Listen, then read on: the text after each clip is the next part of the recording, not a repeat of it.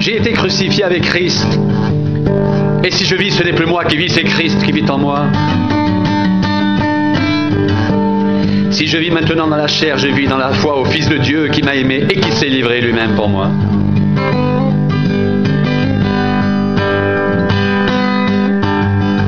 Je ne rejette pas la grâce de Dieu, car si la justice s'obtient par la loi, Christ est donc mort en vain.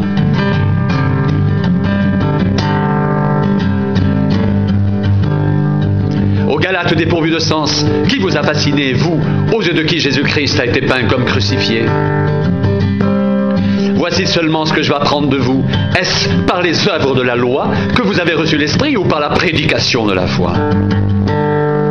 Êtes-vous tellement dépourvu de sens après avoir commencé par l'Esprit? Voulez-vous maintenant finir par la chair? Avez-vous tant souffert en vain, si toutefois c'est en vain?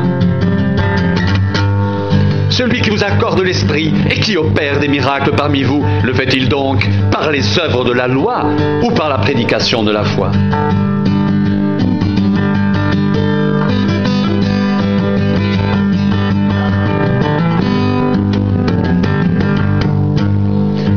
Comme Abraham crut à Dieu, et que cela lui fut imputé à justice, reconnaissez donc que ce sont ceux qui ont la foi, qui sont fils d'Abraham.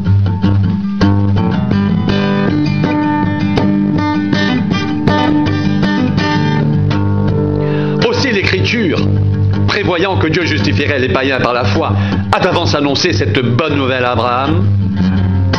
Toutes les nations seront bénies en toi.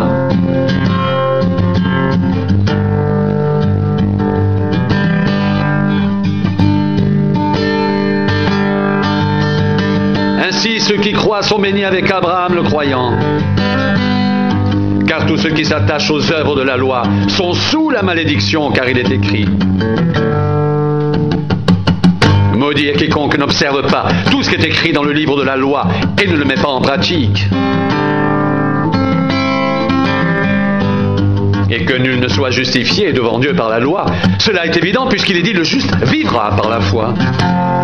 Or, la loi ne procède pas de la foi, mais elle dit: celui qui mettra ces choses en pratique vivra par elles.